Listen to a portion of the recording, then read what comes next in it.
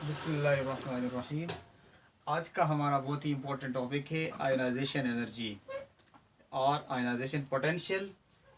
सबसे पहले हम आयनाइजेशन एनर्जी को डिफ़ाइन करेंगे, फिर इसके बाद डेफिनेशन के बाद हम आयनाइजेशन एनर्जी के फैक्टर्स को देख लेंगे और फैक्टर्स डिस्कस करने के बाद हम जनरल ट्रेंड्स देखेंगे और फिर इसके बाद हम थर्ड पीरियड के अंदर ये ट्रेंड देखेंगे ionization energy as we move from left to right in third period. In any period ionization energy increase और डिक्रीजेस। अगर इंक्रीज हो रहा है तो किस वजह से, और डिक्रीज हो रहा है किस वजह से, इन फैक्टरों को हमने देखना है।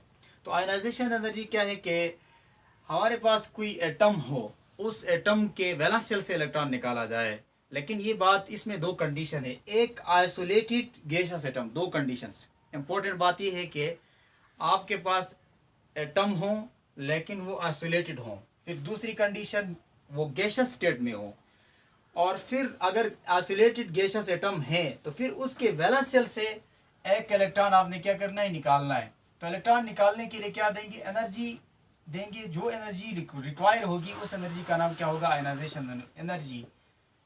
सिर्फ इतनी एनर्जी के इस इलेक्ट्रॉन को आप क्या करें, डिसलॉग करें, यहाँ से निकालें, रिजेक्ट मतलब है कि इसको एजेक्ट करें यहाँ से। इस इलेक्ट्रॉन को एजेक्ट करने के लिए जो एनर्जी रिक्वायर्ड है, रिमूव करने के लिए जो एनर्जी दरकार है, उस एनर्जी का नाम है ionization energy. The minimum amount of energy required to remove an electron from an isolated gaseous atom to form cations.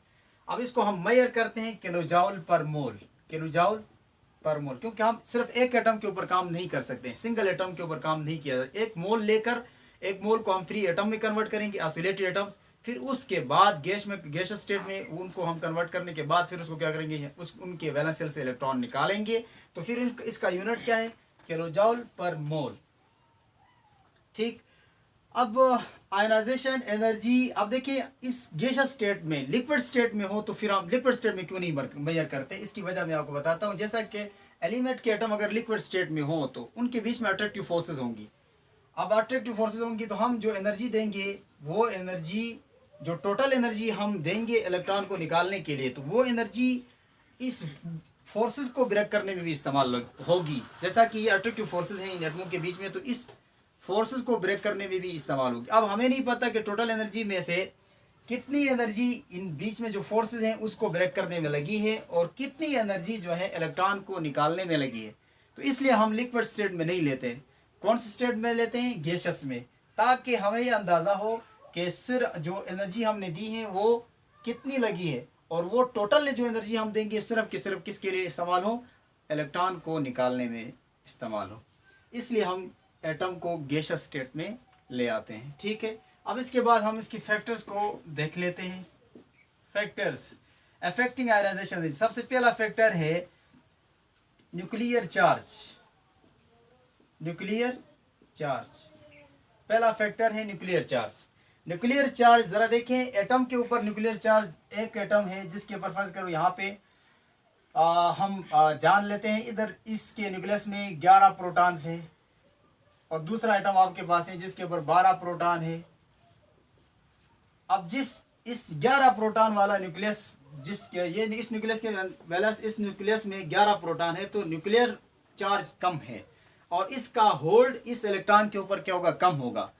इसकी अट्रैक्शन इस इलेक्ट्रॉन के ऊपर कम, क्योंकि हम जानते हैं कि ये चार्जेस हैं, न्यूक्लियस के ऊपर प्रोटॉन्स हैं तो प्रोटॉन चार्ज है, और ये इलेक्ट्रॉन है तो इलेक्ट्रॉन नेगेटिव चार्ज पार्टिकल है। तो चार्जेस के बीच में अट्रैक्टिव फोर्सेस किसके ऊपर डिपेंड करता है, मैग्नीट्यूड ऑफ। ये आप जानते हैं कि दो चार्जेस का जो मैग्नीट्यूड जितना ज्यादा होगा उतना ज्यादा अट्रैक्टिव फोर्स होगा, अट्रैक्टिव फोर्स उतनी ज्यादा होंगी। तो यहाँ पे चार्जेस, यहाँ पे 11 प्रोटॉन न्यूक्लियर चार्ज ज्यादा, और इधर 11 प्रोटॉन है कम, और इधर क्या है 12 ज्यादा, 13 14, जितनी ज्यादा न्यूक्लियस में प्रोटॉनों की तादाद होगी न्यूक्लियर चार्ज क्या होगा, ज्यादा। लेकिन इस केस में ये है कि शेलों की तादाद क्या होनी चाहिए, सेम शेल हो, तो फिर साइज सेम शेलों की तादाद सेम हो तो उस वक्त न्यूक्लियर चार्ज का हम इफेक्ट जरा देख लें। अच्छा, इसके अलावा न्यूक्लियर चार्ज जितना ज्यादा होगा, higher the nuclear charge, higher will be the ionization energy, higher will be the ionization energy, will be the ionization energy. वजह यह है न्यूक्लियस के ऊपर प्रोटॉनों की तादाद ज्यादा, न्यूक्लियर चार्ज ज्यादा हो तो न्यूक्लियस का होल्ड इलेक्ट्रॉन के ऊपर क्या होगा, ज्यादा। अब इस इलेक्ट्रॉन ये न्यूक्लियस, इसका न्यूक्लियस इस जो वैलेंस इलेक्ट्रॉन है इसको स्ट्रांगली बाउंडेड है इसके साथ, और इसको निकालना बहुत मुश्किल है। तो निकालना मुश्किल होगा तो इसके लिए एनर्जी जो देंगे वो ज़्यादा चाहिए होगी, तो इसकी एनालाइजेशन एनर्जी क्या होगी, ज़्यादा। अब ये न्यूक्लियस के साथ बाउंडेड है लेकिन लूजली बाउंड है एज कम्पेयर टू या इस न्यूक्लियस के मुकाबले में, तो इससे इलेक्ट्रॉन निकालने के लिए जो एनर्जी देंगे वो एनर्जी इसके मुकाबले में कंपेरेटिवली लेस होगी। अच्छा, दूसरा फैक्टर है एटॉमिक साइज। एटॉमिक साइज, अब ये फैक्टर भी वाजे हैं कि एक एटम का साइज बड़ा है और दूसरे एटम का साइज, एक एटम का साइज बहुत बड़ा है और दूसरे एटम का साइज छोटा है। एटम का और न्यूक्लियस के बीच में डिस्टेंस क्या है, कम है। एटम और वैलेंस इलेक्ट्रॉन तक डिस्टेंस क्या है, ज़्यादा है इसमें, और इसमें एटम और वैलेंस इलेक्ट्रॉन तक डिस्टेंस कम है। यहाँ पे डिस्टेंस ज़्यादा है तो इसका साइज ज़्यादा है। इसका साइज ज़्यादा हो तो फिर इस न्यूक्लियस का होल्ड इस इलेक्ट्रॉन के ऊपर कम होगा, इस न्यूक्लियस की अट्रैक्शन इस इलेक्ट्रॉन के ऊपर कम, ये लूजली बाउंड होगा। ये इलेक्ट्रॉन थोड़ी सी एनर्जी देंगे तो ये इलेक्ट्रॉन आसानी से क्या हो जाएगा, निकल सकता है। तो इसकी आयनाइजेशन एनर्जी क्या होगी, कम। और इसका होल्ड, इस न्यूक्लियस का होल्ड इस इलेक्ट्रॉन के ऊपर ज़्यादा, क्योंकि इसका साइज छोटा है। साइज जब छोटा होगा तो ये आयनाइजेशन एनर्जी इसकी क्या होगी, इसकी आयनाइजेशन एनर्जी ज़्यादा होगी। ठीक, अब ये हमें पता है कि चार्जेस, ये दो चार्जेस के बीच में डिस्टेंस जितना ज़्यादा, जितना कम होगा, अट्रैक्टिव फोर्सेस उतनी स्ट्रॉन्गर होंगी। तो ये भी हम बता सकते हैं, smaller the atomic size higher will be the ionization energy. ठीक, और इसके बाद हम तीसरा जो फैक्टर है वो शील्डिंग इफेक्ट है। तीसरा factor shielding effect. Shielding effect को हमने देखना है। शील्डिंग इफेक्ट से मुराद ये है कि आपके पास ये न्यूक्लियस है, यहाँ पे इलेक्ट्रॉन है, यहाँ पे हमारे पास इलेक्ट्रॉन है, लास्ट इलेक्ट्रॉन वैलेंस इलेक्ट्रॉन इधर है। अब ये जो बीच में इलेक्ट्रॉन है, न्यूक्लियस वैलेंस इलेक्ट्रॉन और न्यूक्लियस के बीच में जो इलेक्ट्रॉन हैं, अब ये इलेक्ट्रॉन न्यूक्लियस को ढांप रहे हैं और न्यूक्लियस की फोर्स ऑफ अट्रैक्शन को वैलेंस इलेक्ट्रॉन तक कम कर देते हैं। अब इस कमी का नाम क्या है, शील्डिंग इफेक्ट। अब बीच में जितने ज़्यादा इलेक्ट्रॉन आएंगे शील्डिंग इफेक्ट उतनी ज़्यादा होगी। ये इलेक्ट्रॉन ज़्यादा होंगे तो न्यूक्लियस को ज़्यादा ढांपेंगे, न्यूक्लियस की अट्रैक्शन इस तक कम कर देंगे और इसका फिर न्यूक्लियस का होल्ड क्या होगा, कम होगा। आसानी से इलेक्ट्रॉन क्या हो सकते हैं, निकल सकते हैं। फ़र्ज़ कर लो हमारे पास ये एक, यहाँ पे दो इलेक्ट्रॉन है, एक न्यूक्लियस है के आसपास दो इलेक्ट्रॉन है, शील्ड करने वाले दो इलेक्ट्रॉन। अब यहाँ पे हमारे पास एक और न्यूक्लियस है जिसके पास लास्ट इलेक्ट्रॉन इधर है, यहाँ पे दो इलेक्ट्रॉन ये आ गए, दो इलेक्ट्रॉन ये आ गए, 8 इलेक्ट्रॉन, 10 इलेक्ट्रॉन यहाँ पे शील्ड कर रहे हैं, 10 इलेक्ट्रॉन्स।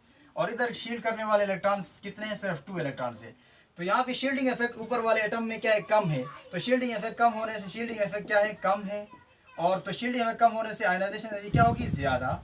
आयनाइजेशन एनर्जी ज़्यादा। यहाँ पे शील्डिंग इफेक्ट क्या है, ज़्यादा है, शील्डिंग इफेक्ट ज़्यादा है और आयनाइजेशन एनर्जी क्या होगी, कम होगी।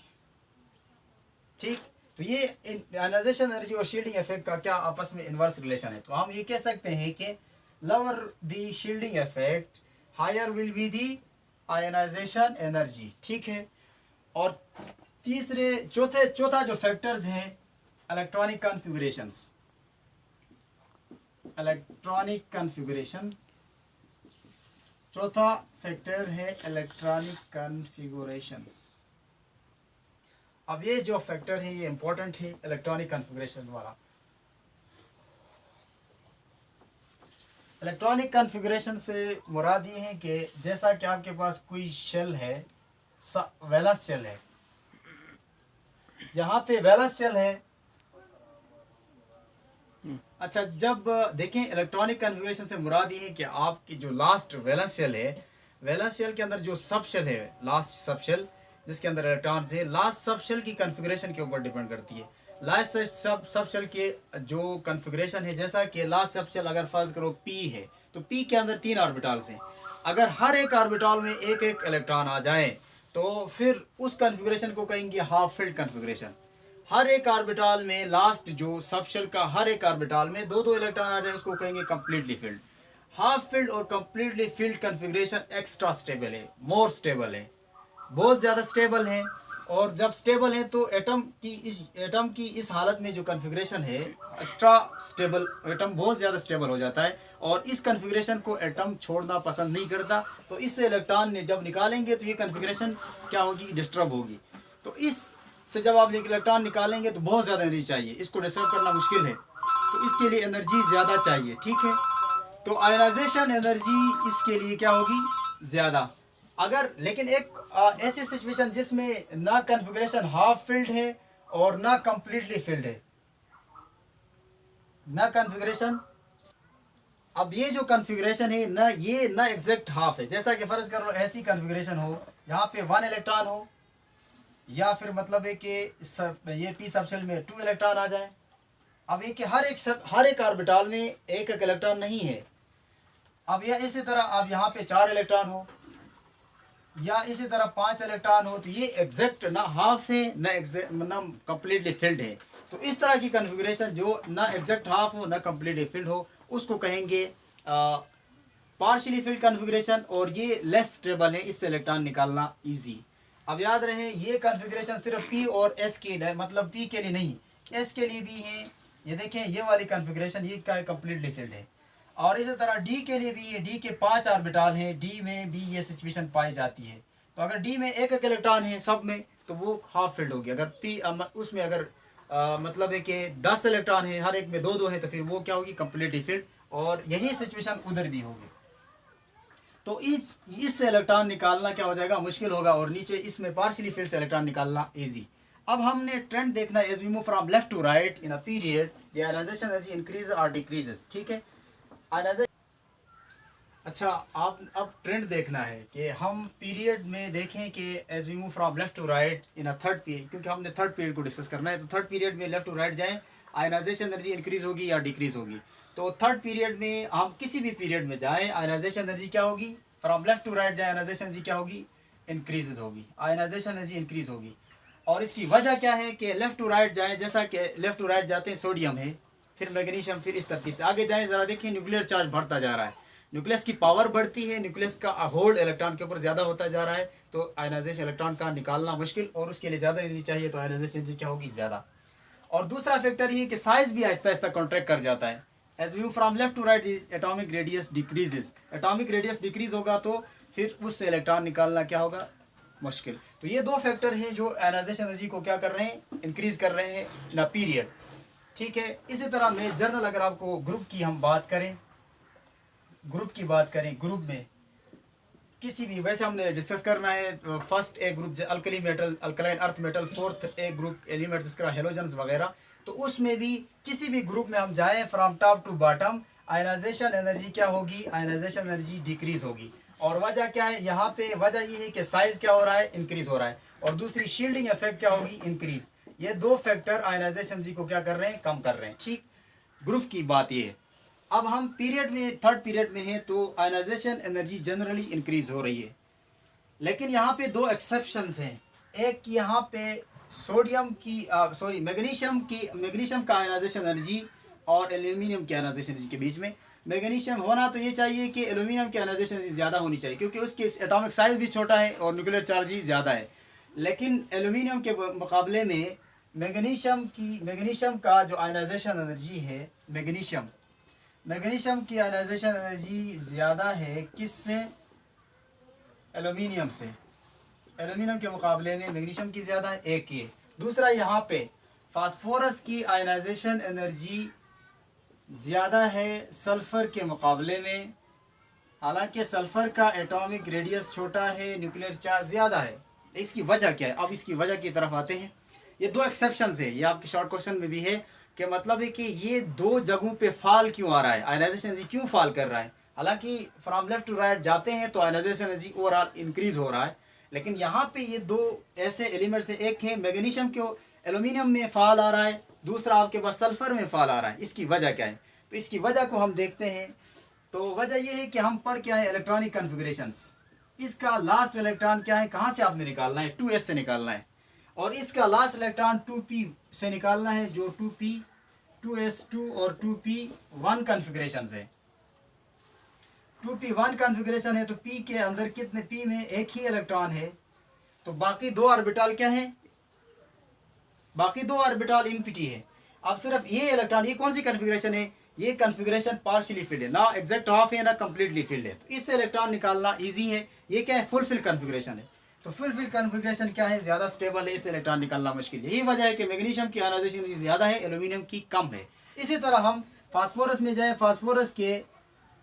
फास्फोरस का एटॉमिक नंबर 15 है, तो P यहाँ पे क्या हो जाएगा 3P, यहाँ 2P के बजाय यहाँ पे 3P1 है, यहाँ 3P यहाँ पे क्या होगा 3 होगा। तो हर एक ऑर्बिटल में एक एक इलेक्ट्रॉन है, ये हाफ फील्ड कन्फिग्रेशन है। अब आप इसके अंदर जाएं तो यहाँ पे 3P क्या हो जाएगा 3P4।